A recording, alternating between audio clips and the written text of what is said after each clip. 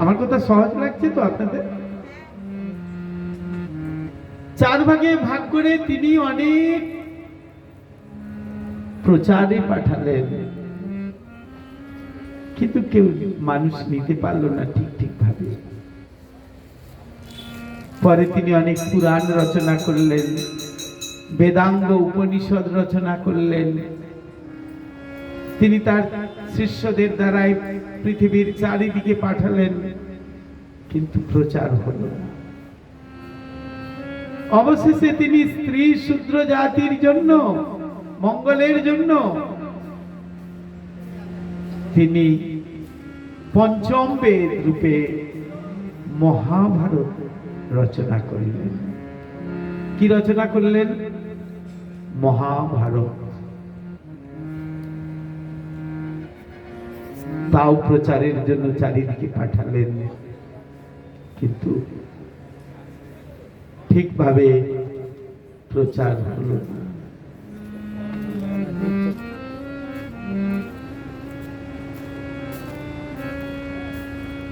আমরা যেমন চিন্তা করে দেখুন, এখানে তো বেশিরভাগই বয়স্ক মা বাবারা রয়েছে।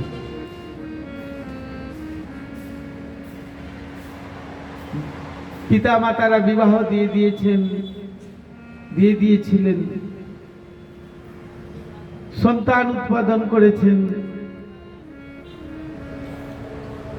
বাড়ি করেছেন, গাড়ি করেছেন, টাকা করেছেন, অনেক কষ্ট করে সারাদিন জল রাত ভোগ করে, বৃষ্টিতে ভিজে ধান রোপণ করার সময় বৃষ্টিতে ভিজে, তারপর বলে না রোদ নাই জল নাই, সেই রকম রোদ্দুরে তাপে, তারপরে এই কখনো বৃষ্টি হয়ে যাচ্ছে, এই কত রকম ঝঞ্ঝা পুইয়ে একটুখানি কিসের আশায়?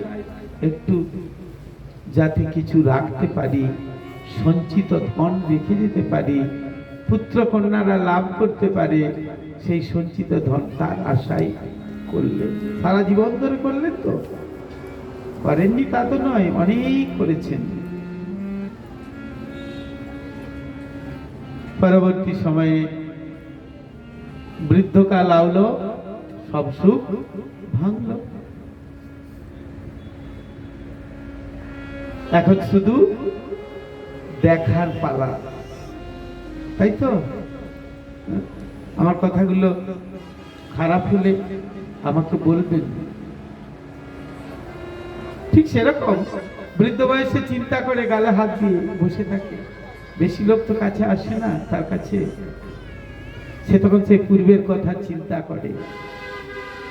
মহর্ষি বেদব্যাস তিনি সেই নির্জন স্থানে গুফাতে বসে চিন্তা করছেন, তাই তো এত কিছু রচনা করলাম, কিন্তু হৃদয়ে শান্তি পাচ্ছি না, হৃদয়ে শান্তি পাওয়া যাচ্ছে না। এখন হৃদয়ে যদি শান্তি না পাওয়া যায়, তাহলে বেঁচে থেকে লাভ কি? কিসের আশায় এত সংসার? একটু শান্তি লাভের আশায়, তাই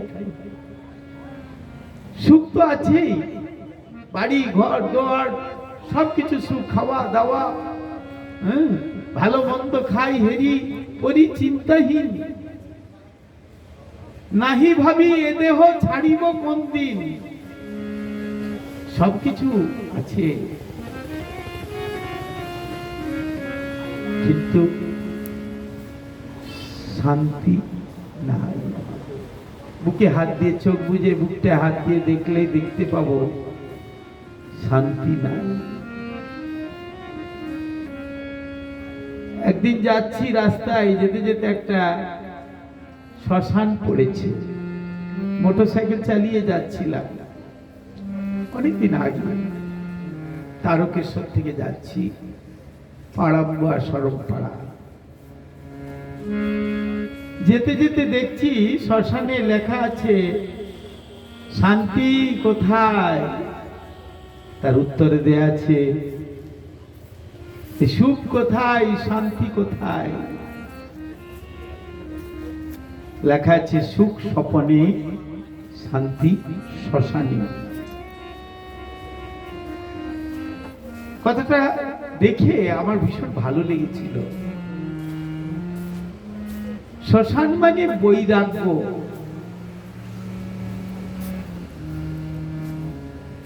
এই যে আমরা সংসারকে ভোগ করার চেষ্টায় ঘুরছি,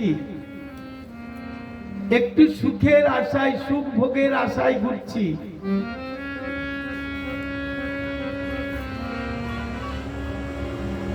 কিন্তু শান্তি পাচ্ছি না, তাই তো? সুখ হচ্ছে কিন্তু শান্তি পাচ্ছি না। সেই শান্তি লাভ করা যায় একমাত্র ভগবত ভজনে। ভগবানের ভজন না করলে শান্তি লাভ করা যায় না। ও, ছেলেটা আমার এত দূর পড়াশোনা করলো, চাকরি পাচ্ছে না, শান্তি নাই। মেয়েটা বিয়ে হলো বটে, কিন্তু জামাইটা ঠিক ভাবে করে না, শান্তি নাই।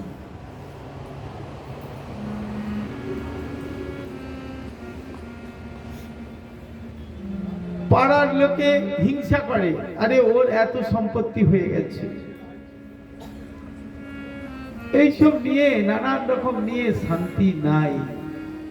বৃদ্ধ হলে ছেলে মেয়েরা, বৌমারা ঠিক মতো দেখে না, বৌমা মানে বৌমা ঠিক মতো দেখে না, শান্তি নাই। তাহলে ঠিক সেরকম মহর্ষি বেদব্যাসেরও শান্তি নাই। কেন নাই? না, নারদ মুনি যখন এসে বললেন যে এত কিছু রচনা করেও তোমার শান্তি নাই কেন, তুমি কি জানো তোমার কেন শান্তি নাই? বললেন না, আমি বুঝে উঠতে পারছি না। বললেন তোমার শান্তি নাই একটাই কারণ, হে প্রিয় ব্যাস, তুমি সর্বশক্তিমান ভগবানের কার্যকলাপের কাহিনী বর্ণনা করো নাই। সর্বশক্তিমান শ্রীকৃষ্ণ, অখিল ব্রহ্মাণ্ডপতি শ্রীকৃষ্ণ গোবিন্দের জন্ম কথা তুমি লেখো নাই, তুমি তার লীলা কথা লেখো নাই, তুমি বর্ণনা করো নাই।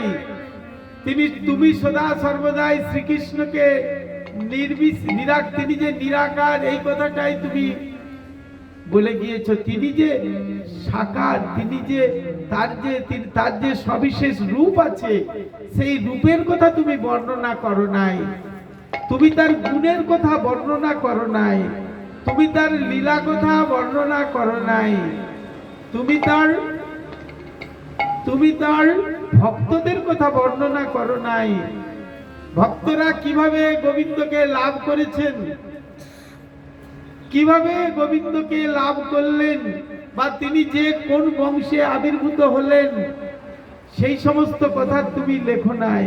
তিনি দেবকীর কাছে আবির্ভূত হলেন কি যশোদার কাছে আবির্ভূত হলেন, সেই কথা তুমি লেখো নাই।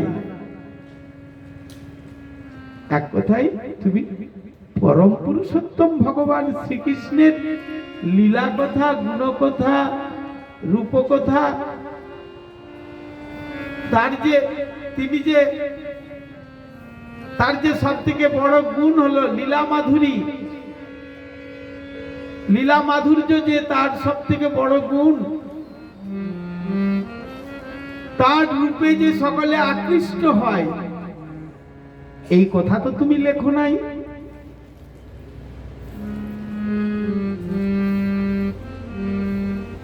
তার গুণের কথা তো তুমি লেখো নাই, তার কত রকমের গুণ আছে সেগুলো তো তুমি লেখো নাই।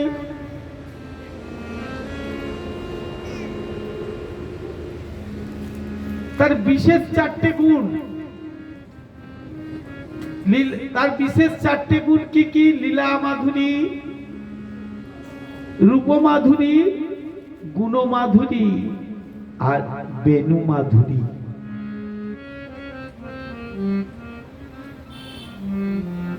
তিনি 64 গলায় পূর্ণ। 60টি গুণ নারায়ণেরও আছে, কিন্তু নারায়ণের থেকে তার আরো 4টি গুণ অধিক।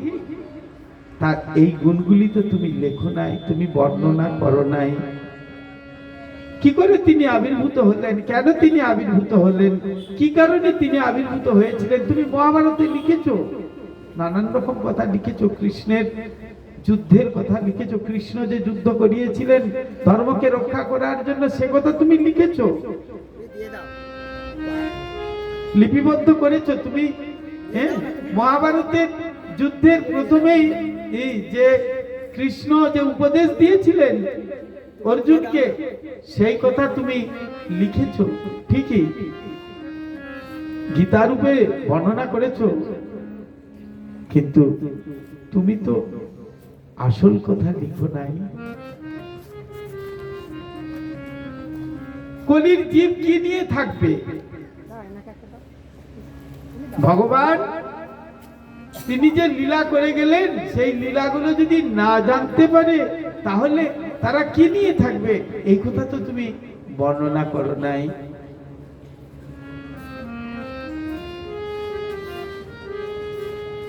এছাড়া এই দুঃখ নিবৃত্তির কোনো উপায় নাই।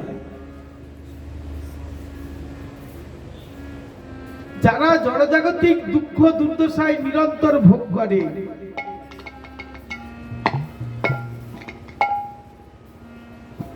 তাদের দুঃখ দুর্দশার অবসান হয় একমাত্র কৃষ্ণ ভজনে। আমি ভাবছি আমি খুব সুখী, বাস্তবে কেউই সুখী নয়, কেউ সুখ, কারোর সুখ নেই।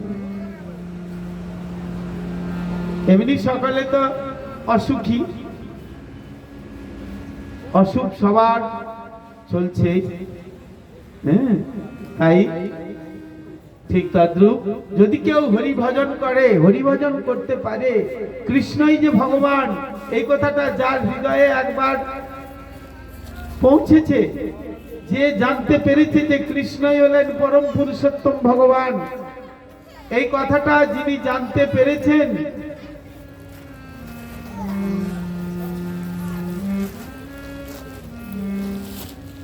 তিনি একমাত্র সুখী। অর্থাৎ কৃষ্ণ ভজন না করা পর্যন্ত সে সুখ লাভ করতে পারে না।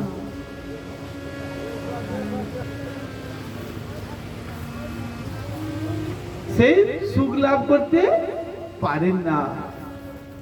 তাই কৃষ্ণ ভজনই হলো একমাত্র সুখের মহৌষধ। গৌরাঙ্গ সুন্দর বলছেন, জীব জাগো, জীব জাগো, গোরা চাঁদো বলে, কত নিদ্রা যাও মায়া পিশাচির বলে। হে জীব, হে সংসারী বদ্ধ জীব, হে বদ্ধ সংসারী জীব, কত নিদ্রা যাচ্ছ, কত ঘুমিয়ে আছো, মায়া পিশাচির কোলে কত ঘুমিয়ে আছো। তোমার লইতে আমি হইনি অবতার, তোমাকে আমি নিয়ে যাব বলে, তোমাকে আমি বৈকুণ্ঠে চড়াবো বলে আমি অবতীর্ণ হয়েছি গৌরাঙ্গ রূপে। কৃষ্ণ বললেন, আমি গৌরাঙ্গ রূপে অবতীর্ণ হয়েছি তোমাকে আমি নিয়ে যাব বলে, তোমারে লইতে আমি হইনু অবতার। আমি বিনা বন্ধু বলো কেহ নাই,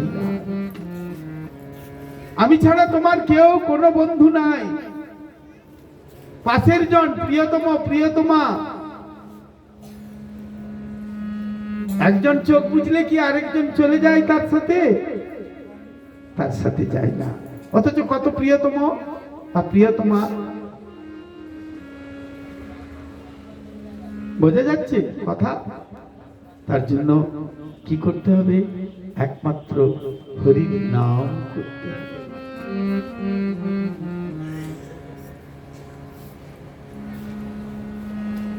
মহর্ষি ব্যাসদেব বললেন, আমি তো জানি নাই, আমি কৃষ্ণের যে লীলা, সেই লীলা আমার হৃদয়ে উপলব্ধি নাই।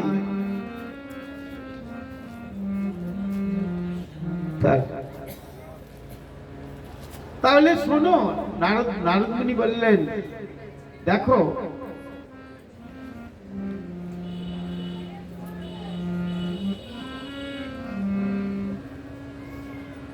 আমি অল্পকাল সাধু সেবা করেছিলাম, অল্পকাল সাধু সঙ্গ করেছিলাম। আমার পূর্বজন্মের কথা আমি বলছি, শোনো। পূর্বজন্মে আমি ছিলাম একজন দাসীর পুত্র।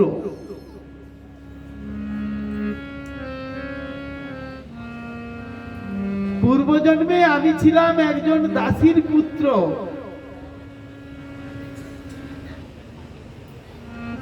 আর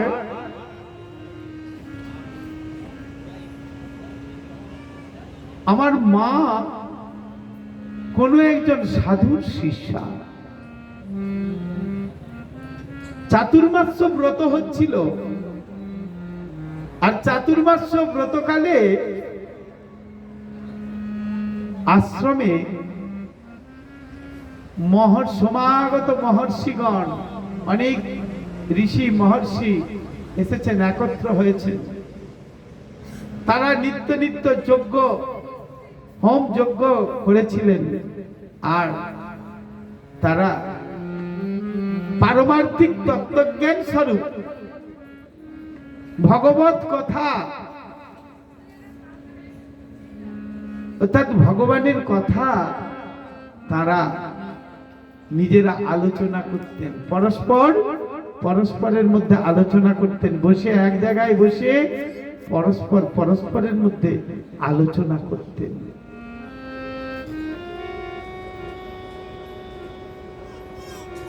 আমার মা একজন সাধারণ দাসী, আমি দাসীর পুত্র, তার একমাত্র পুত্র। আমার ওই যে ওইটুকু সময় আমার কানে যেত।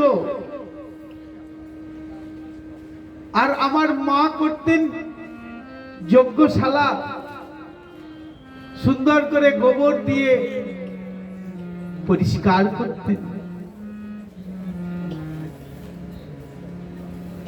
যজ্ঞের জন্য কাঠ নিয়ে আসতেন, আমিও তার সঙ্গে সঙ্গে থাকতাম।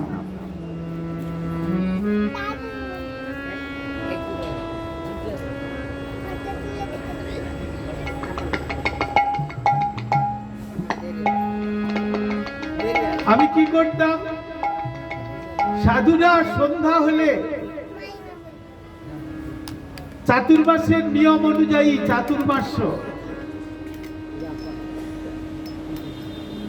চাতুর্মাসে তারা কি করতেন, প্রথম মাসে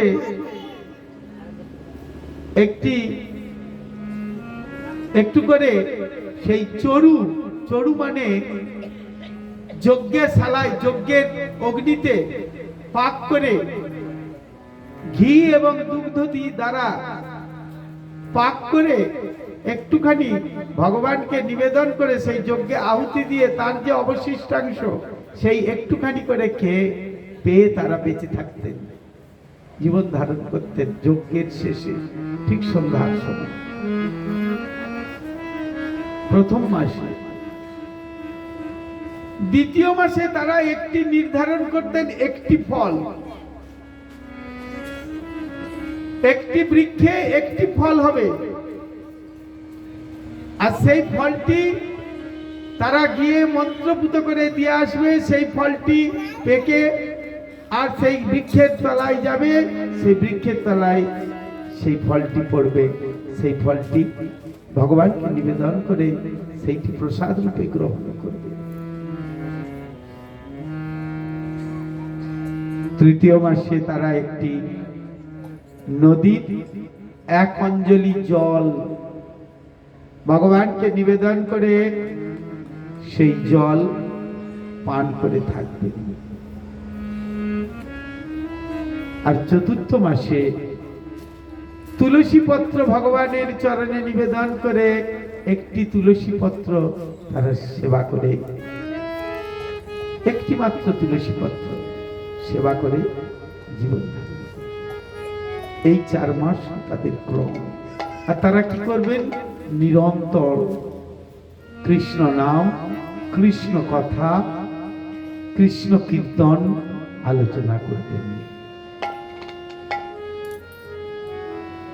এইভাবে আমিও সেখানে সেই আশ্রমে মায়ের সঙ্গে সেবায় ছিলাম। নারদমুনি বলছেন,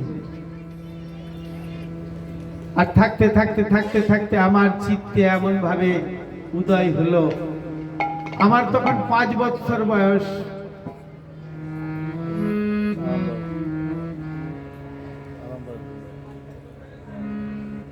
চাতুর্মাস্য ব্রত শেষ হলো, আমার হৃদয়টা ফিরে আসতে চাইছে না, কিন্তু মা তো সংসারে ফিরে আসবে।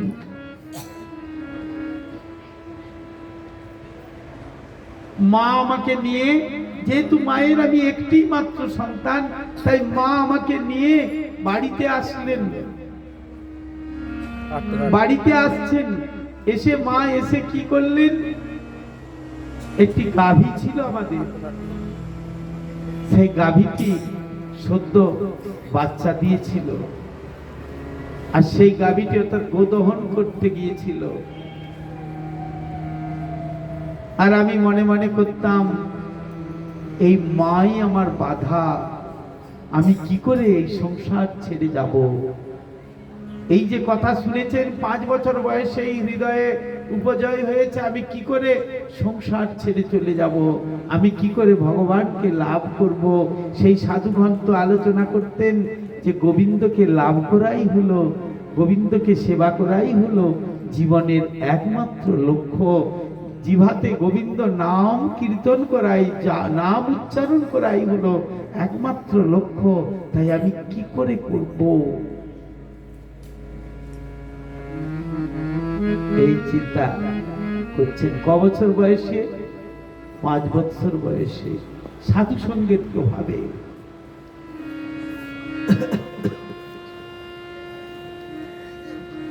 আমাদের গুরু মহারাজ বলতেন,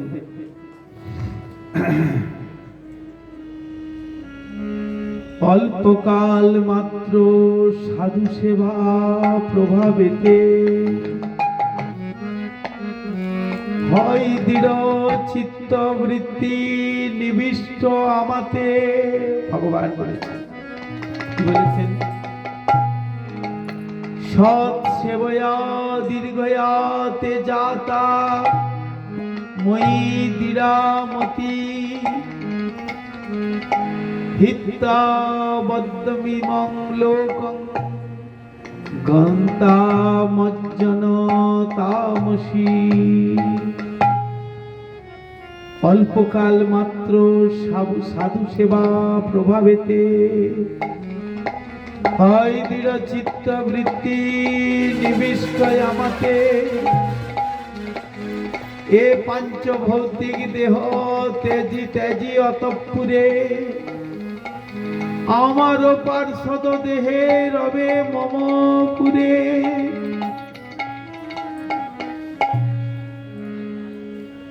নারদমুনি তখন 5 বছর বয়স। তিনি চিন্তা করছেন কি করে সংসার থেকে বেরিয়ে যাব। আমরা কি একবারও চিন্তা করি? আমরা ভাবি আমার সংসার, আহা আমার সোনার সংসার, আমি অমুক ব্যক্তি, অমুক, আমার নাম অমুক, আমার এত ধন আছে, আমার পুত্র কন্যা সংসার, এগুলো সব আমার। চোখ বুঝলেই কার? আমরা জানি, বুঝতে পারছি না থেকে। আমাদের 50 বছর বয়সেও, 55 বছর বয়সেও, 75 বছর বয়সেও, 100 বছর বয়সেও ধ্যান ভঙ্গ হয় না যে এই সংসারটা আমার নয়। আমাকে এই সংসার থেকে, আমার যদি হয় তাহলে তো আমি এখানে চিরদিন থাকবো, আমার যদি হয় তো আমি চিরদিন থাকবো, কিন্তু এই সংসারটা আমার নয়, এই সংসারে আমি থাকবো না, আমাকে চলে যেতে হবে। এটা হৃদয়ে একবার ভাবুন যে আমাকে চলে যেতে হবে। আমার আগের যারা ছিলেন, আমার পূর্বরা যারা ছিলেন, তারা সবাই চলে গেছে। একটা সার্টেন এজ এলেই, একটা সময় এলেই আমাকেও চলে যেতে হবে, আমিও থাকবো না এখানে। আর মনে ভাবতে হবে আমি তো এইগুলো নিয়ে যাব না। এই যে এত বড় বিল্ডিং, এত সোনা, এত টাকা, এত ব্যালেন্স, ব্যাংক ব্যালেন্স, এত জমি জায়গা, এগুলো নিয়ে একটা নিয়েও তো আমি যাব না। তাহলে আমি যাবো কিটা নিয়ে? এখান থেকে চাপাডাঙ্গা যেতে গেলে ট্রেকারে বা অটোতে বা বাসে চাপবেন, আপনাকে কি লাগবে? টাকা লাগবে, কড়ি লাগবে, অর্থ লাগবে। বিনা পয়সায় তো নিয়ে যাবে না। আবার বিনা, যদি আপনি এমনি হেঁটেও যান কি সাইকেলে যান, তাহলেও আপনার, কি মোটর বাইকে যান, যাতেই যান আপনাকে পরিশ্রম করতে হবে হেঁটে গেলে। সাইকেলে গেলেও প্যাডেল দিয়ে প্যাডেল করে পরিশ্রম করতে হবে, সাইকেলটাকে ঠিক করে রাখতে হবে, তার জন্য অর্থ লাগবে। মোটর বাইকেই যাবেন, আপনাকে পেট্রোল পুড়তে হবে। একবার খেয়াল করুন, এই জগৎ থেকে ওই জগতে যাবেন, মনে করবেন না এই যে খালের ধারে বা নদীর ধারে বা যেখানে আমাকে পুড়িয়ে দিল ওখানেই শেষ হয়ে গেল, তা নয়। এই পার থেকে ওপারে যাব। আমরা কি বলি, ইহলোক থেকে পরলোক গমন করেছেন, অমুক বাবু পরলোক গমন করেছেন, বলি না? বলে তো। তাহলে ইহলোক থেকে পরলোকে যাব, যেতে গেলে আমাকে কি করতে হবে? কড়ি লাগবে। সেই কড়িটা হলো শ্রীকৃষ্ণ ভজন। শ্রীকৃষ্ণ ভজন হলো সেই কড়ি। সেই অপ্রাকৃত জগতে অপ্রাকৃত ভাবকে হৃদয়ে ধারণ করতে হবে। মাত্র 5 বছর বয়স, একবার সাধু সঙ্গ করেছেন মাত্র 4 মাস, তার কি জ্ঞান আছে? অথচ ভগবত ভজন করার জন্য ব্যস্ত। আপনারা নাম শুনেছেন প্রহ্লাদ। 5 বছর বয়সেই তিনি ভগবানকে লাভ করেছেন। আপনারা নাম শুনেছেন ভক্ত ধ্রুব।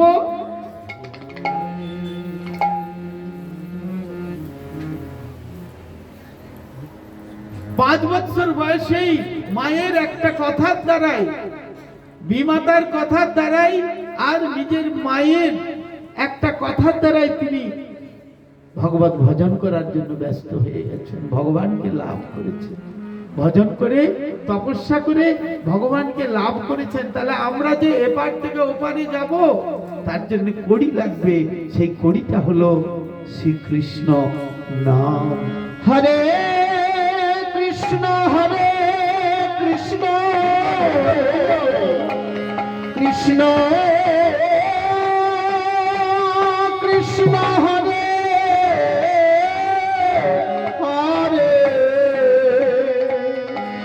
হরে হরে রাম রাম রাম হরে হরে। বোঝা গেছে? আমি বোঝাতে পেরেছি আপনাদের? তাহলে বাড়িতে গিয়ে এখানে প্রতিজ্ঞা করে যান, এই যে মেলাতে এসেছেন শুধু মেলা দেখা নয়, মেলাতে এসেছেন এখানে প্রতিজ্ঞা করে যান ঠাকুরের সামনে যে এরপর গিয়ে আমরা হরি ভজন করার চেষ্টা করব, কৃষ্ণ ভজন করার চেষ্টা করব, কৃষ্ণ নাম করার চেষ্টা করব। দেবর্ষিপাদ বললেন, জানো ব্যাসদেব, তারপর আমার কি গতি হলো জানো? আমার মা গাই দুইতে গেল, অর্থাৎ গোদহন করতে গেল, আর গোদহন করতে গিয়ে একটা কালরূপ সর্প, এই যে আমি চিন্তা করেছি তার জন্য কালরূপ সর্পটা আমার মায়ের পায়েতে দংশন করলো। দংশন করার সঙ্গে সঙ্গে বিষধর সর্প দংশন করেছে, তাই কি হলো? আমার মায়ের মৃত্যু হলো। আমার মা মৃত্যুবরণ করলো। প্রথমে শোকে মুহ্যমান হলাম, তাই তো মা নেই, পিতা নেই, মাও চলে গেল, আমি কোথায় থাকবো। সঙ্গে সঙ্গে উদয় হলো সেই সাধু সঙ্গের কথা, সাধুদের কথা। সাধুরা বলেছেন গোবিন্দ আছেন, গোবিন্দই একমাত্র রক্ষাকর্তা, কেউ রক্ষা করতে পারবে না আমাদের, কেউ রক্ষা করতে পারেন না আমাদের।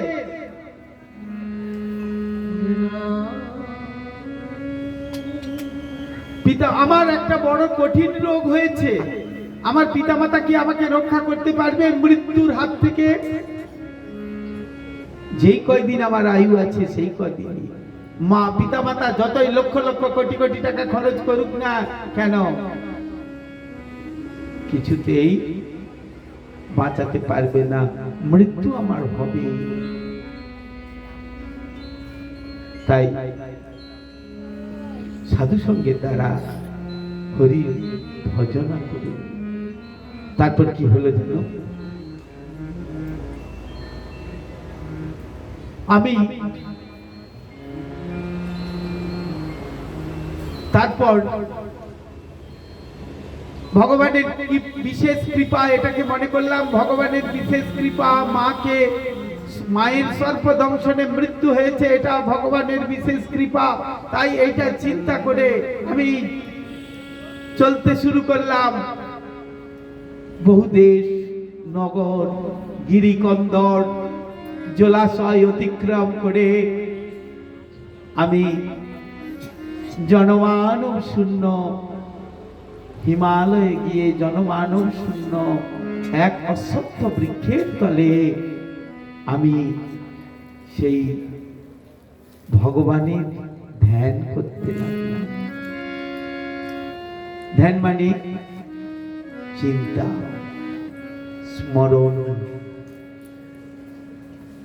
ভগবানের চিন্তা করতে থাকলাম, ভগবানের স্মরণ করতে থাকলাম, ভগবানকে ডাকতে থাকলাম, ভগবানের হৃদয় দিয়ে ভগবানের সেবা করতে থাকলাম, ভগবানের ধ্যান করতে থাকলাম। কিসের আশা? ভগবানকে দর্শন লাভের আশা। জানো ব্যাসদেব, তারপর কি হলো, আমার চিত্তে একটা অপ্রাকৃত ভাবের উদয় হলো। কিছুদিন এইভাবে ভজন করতে করতে, ধ্যান করতে করতে আমার চিত্তে, আমার হৃদয়ে একটা অপ্রাকৃত ভাবের উদয় হলো। আর যখন ভাবের উদয় হলো না, তখন আমার চক্ষু থেকে অশ্রু ঝরে পড়তে লাগলো।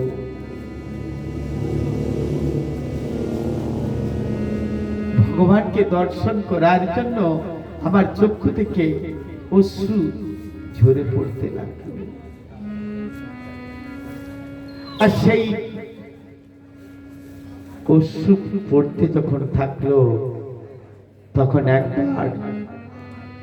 একবার মাত্র এক ঝলক পরমেশ্বর ভগবান আমার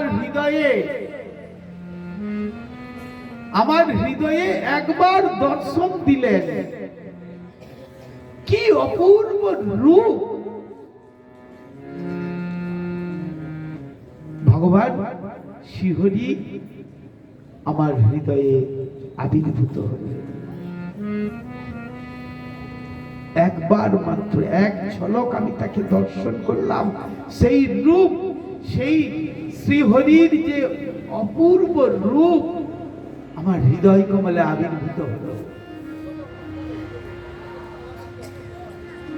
আর যখন হৃদয় কমলে আবির্ভূত হলো, কিন্তু মাত্র কতক্ষণ, এক ঝলক দর্শন। যখনই তার দর্শন আর পাচ্ছি না, আমার হৃদয় একেবারে ব্যথিত হতে লাগলো। আমি তার সেই ভগবান শ্রীহরির দর্শন লাভের জন্য ব্যাকুল হয়ে গেলাম।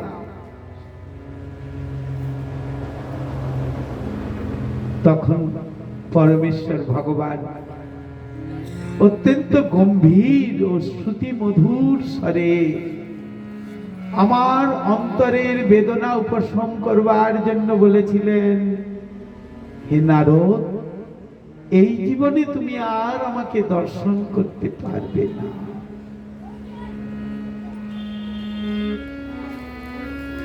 এই জীবনে তুমি আর আমাকে দর্শন পাবে না।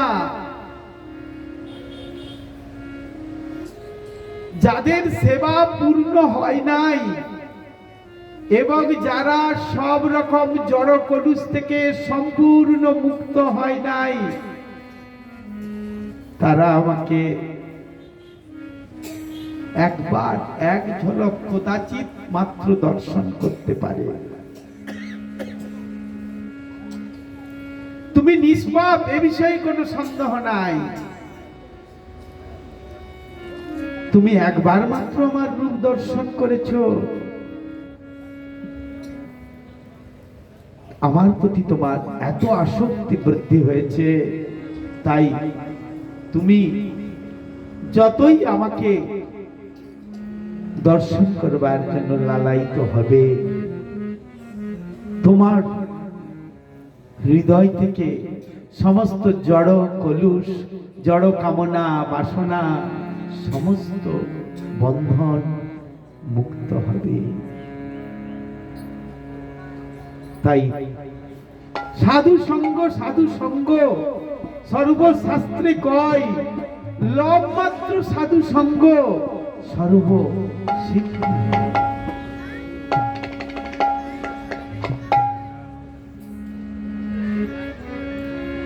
সাধু সঙ্গের দ্বারা, সাধু সঙ্গে যদি কেউ বীর্যবতী হরিকথা শ্রবণ করতে পারে, যিনি বীর্যবান ব্যক্তি, তার কথা যদি শ্রবণ, তার শ্রীমুখ থেকে যদি ভগবানের কথা শ্রবণ করতে পারে, একবার যদি হৃদয়ঙ্গম হয়ে যায়, তার হৃদয় তখন নিষ্পাপ হয়ে যায়। জড় কামনা বাসনা থেকে সে মুক্ত হয়ে, ভববন্ধন থেকে মুক্ত হয়ে ভগবানের ভজনা করার চেষ্টা করেন।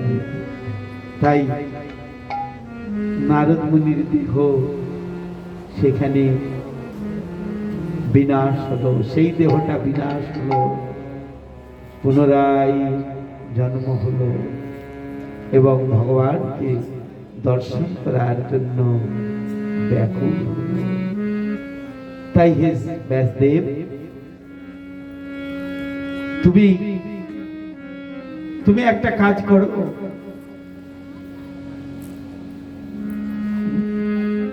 তুমি ভগবানের ভজন করার চেষ্টা করো। ভগবান নিয়ে এই যে লীলা কথা, এই লীলা কথাগুলিকে লিপিবদ্ধ করো, তার গুণ, তার রূপ, তার নামের কথা তুমি লিপিবদ্ধ করো। পুনরায় তিনি কিভাবে আসবেন, বারে বারে কি কি রূপে তিনি আবির্ভূত হন, সেই কথাগুলি তুমি লিপিবদ্ধ করো। করতে করতে করতে করতে একদিন না একদিন এই চিন্তা করো, করতে করতে দেখো তোমার হৃদয়ে ভগবান উদয় হবেন, তিনি জানিয়ে দেবেন। তারপর সেই অদৃশ্য পরমেশ্বরকে নতমস্তকে প্রণতি নিবেদন করলাম। অনন্তর ভগবানের দিব্য নাম কীর্তন করতে করতে সমস্ত পৃথিবী পর্যটন করলাম।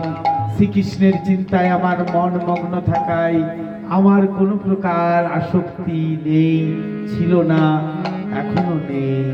সব রকমের জড় কলুষ থেকে মুক্ত হয়ে আমার মৃত্যু হয়েছিল। কল্পান্তে ব্রহ্মা যখন জগৎ সৃষ্টি কার্যে উদ্যত হলেন, আমি তার নিঃশ্বাসের মাধ্যমে তার দেহে প্রবেশ করেছিলাম।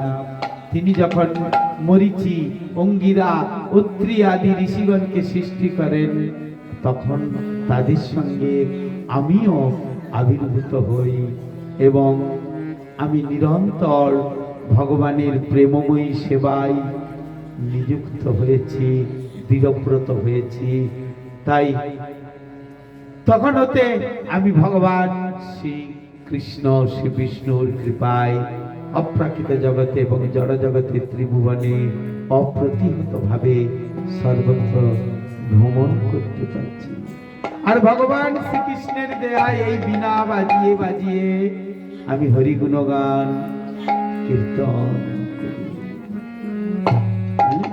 আমি সদা সর্বদাই সেই ভগবান শ্রীহরির গুণ কীর্তনে ব্যস্ত আছে হই।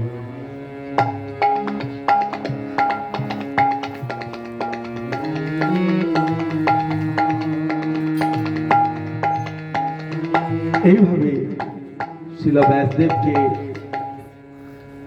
নির্দেশ দিয়ে দেবর্ষি নারদ মুনি বীণা বাজাতে বাজাতে তিনি পুনরায় চলে গেলেন বৈকুণ্ঠে। কি বলতে লাগলেন? নারদ মুনি বাজাই বীণা রাধিকা রমণ নামে। নারদ মুনি বাজায় বীণা রাধিকা রমণ নামে। নারদ মুনি বাজাই বীণা রাধিকা রমণ নামে। নারদ মুনি বাজায় বীণা রাধিকা রমণ নামে। নাময়মণি উদিত হয় ভকত গীত নাময়মণি উদিত হয় ভকত গীত স্বামী। নাময়মণি উদিত হয় ভকত গীত স্বামী। নাময়মণি উদিত হয় ভকত গীত স্বামী।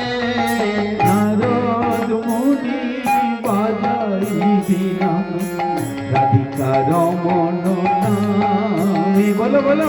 নারদ মুনি বাজায় বীণা রাধিকা রমণ নামে।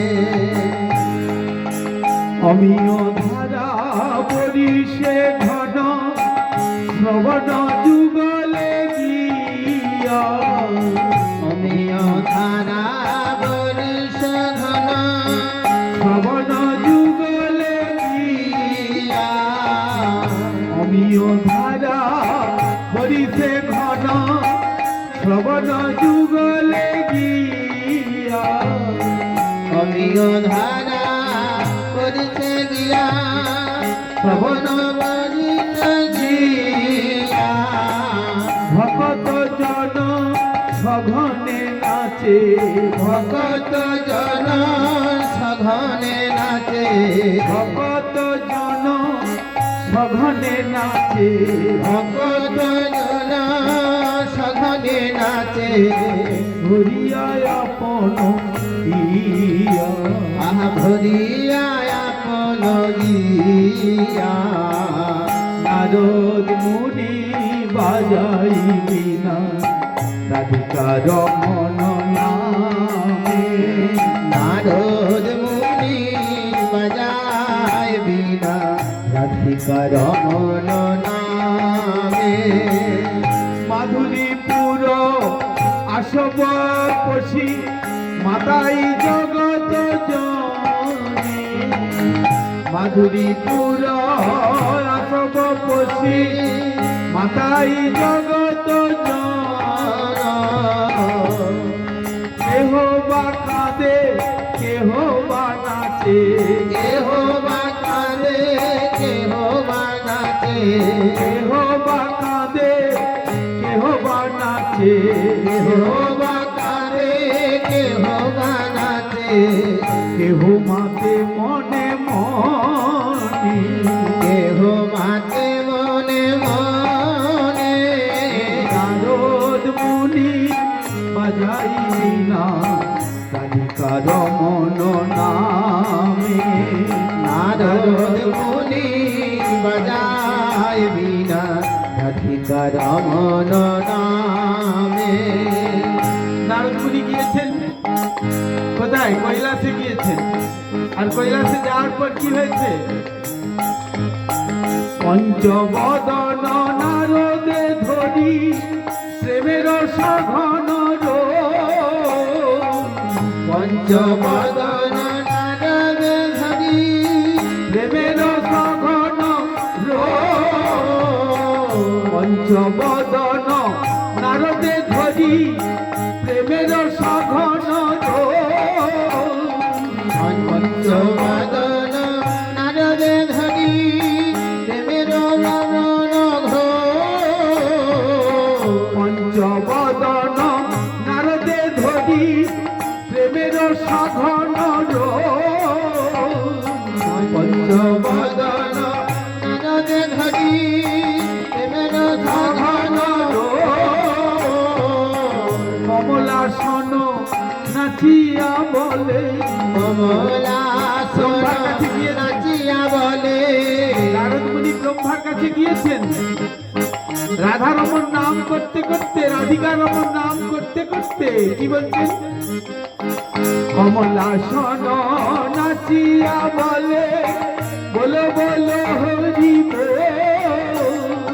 কমলাসন নাচিয়া বলে, বলো বলো হরি বল। কমলাসন নাচিয়া বলে, বলো বলো হরি বল। কমলাসন নাচিয়া বলে, বলো বলো হরি বল। নারদ মুনি বাজাই বিনা রাধিকা রমন নামে। নারদ মুনি বাজায় বিনা রাধিকা রমন নামে। এবার গিয়েছেন কোথায় জানেন? এবার গিয়েছেন অনন্ত দেবের কাছে। কোথায় আছেন তিনি? পাতালে। সেখানে গিয়েছেন, সেখানে গিয়েছেন অনন্ত দেবের কাছে। অনন্ত দেব কি বলছেন? সহস্র বদন পরম সুখে হরি হরি বলি সহস্র বদন পরম সুখে হরি হরি বলি সহস্র বদন পরম সুখে হরি হরি বলি সহস্র বদন পরম সুখে হরি হরি বলি রাম প্রভাবে মাতিল বিশ্ব। নাম প্রভাবে মাতিল বিশ্ব। রাম প্রভাবে মাতিল বিশ্ব। নাম প্রভাবে মাতিল বিশ্ব। এই নাম প্রভাবে মাতিল বিশ্ব। নাম প্রভাবে মাতিল বিশ্ব। নাম রস সবে নাম রস সবে এই নাম রস সবে নাম রস সবে পাই। নারদ মুনি বাজাই বিনা রাধিকা রমন নামে। নারদ মুনি বাজায় বিনা রাধিকা রমন নামে। শ্রীকৃষ্ণ নাম রসনে পুরী পুরালয় আমার কৃষ্ণ নাম রসনে পুরি পুরালয় আমার এই শ্রীকৃষ্ণ নাম রসনে পুরী পুরালয় আমার কৃষ্ণ নাম রসনে পুরি পুরালয় আমার আর শ্রীরূপ পদে যাচয়ে ইহা। নিরূপ পদে যাচয়ে গিয়া। শ্রীরূপ পদে যাচয়ে ইহা। শ্রীরূপ পদে পদে যাচয়ে ইহা। ভকতি বিনোদ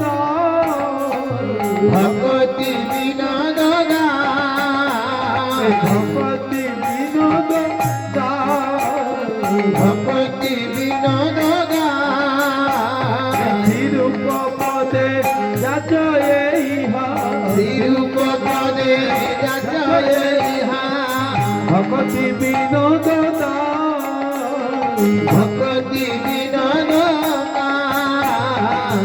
ভকতি বিনোদ দায়, ভক্তি বিনোদ নারদ মুনি বাজাই বিনা রাধিকার মন নামে, নারদ মুনি বাজায় বিনা রাধিকার মন নামে। হরে কৃষ্ণ কৃষ্ণ কৃষ্ণ হরে হরে, হরে রাম রাম রাম হরে হরে।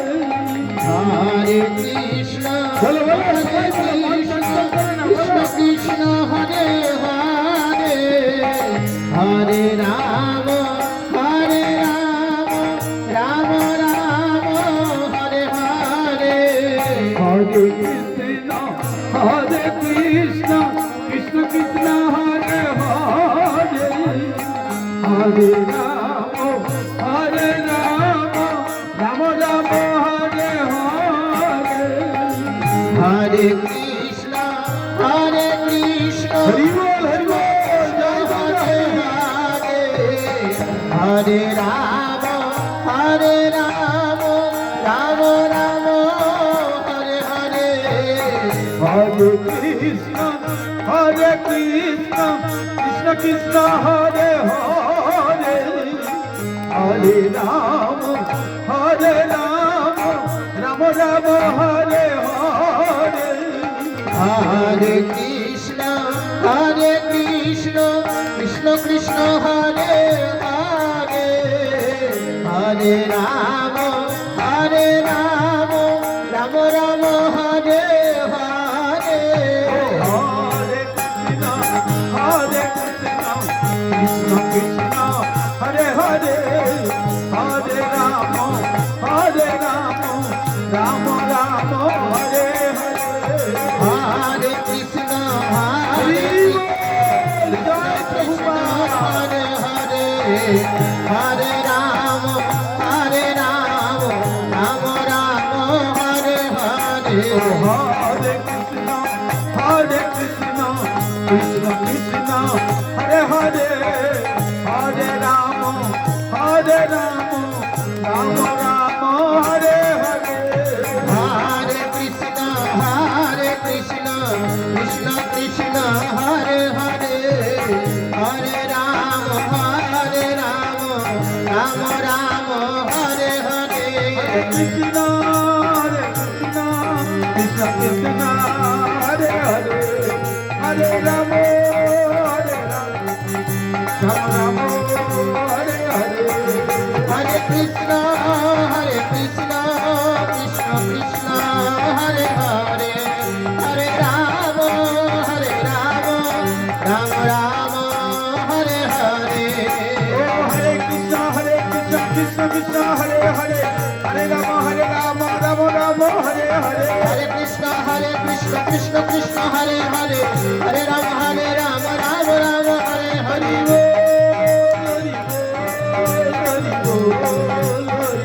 নিতাই গৌর হরি বল, হরি বল, হরি বল, হরি বল। নিতাই গৌর হরি বল, হরি বল,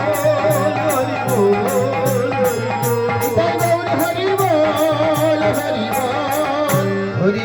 বল, হরি পরমারাধ্য তপস্বী গুরুপাদ পদ্মের অহৈতুকী করুণায়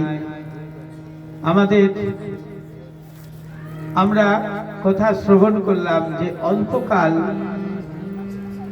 সাধু সঙ্গ গুরু সঙ্গের প্রভাবে কিভাবে ব্যাসদেবের মন, আমাদের যে চঞ্চল মন, সেই চঞ্চল মন কিভাবে শান্তি লাভ করতে পারে।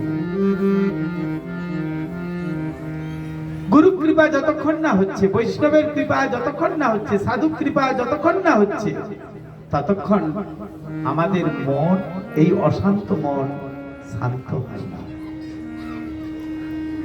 অশান্ত মনকে শান্ত করতে পারেন একমাত্র সাধু, গুরু, বৈষ্ণব।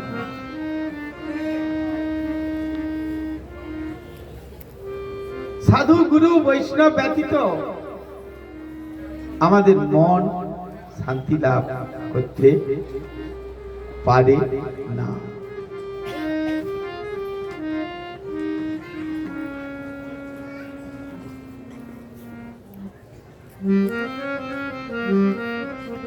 তাই সাধু সঙ্গের কথা যখন হচ্ছে, সাধু সঙ্গে কৃষ্ণ নাম এই মাত্র চাই। আমরা যদি চৈতন্য কথা আলোচনা করি বা শ্রী চৈতন্য চরিতামৃত আলোচনা করি বা দেখি, যদি বাস্তবটা যদি দেখি, তাহলে দেখতে পাই সাধু সঙ্গে কৃষ্ণ নাম এই মাত্র চাই। সংসার জীবিতে আর কোনো বস্তু নাই।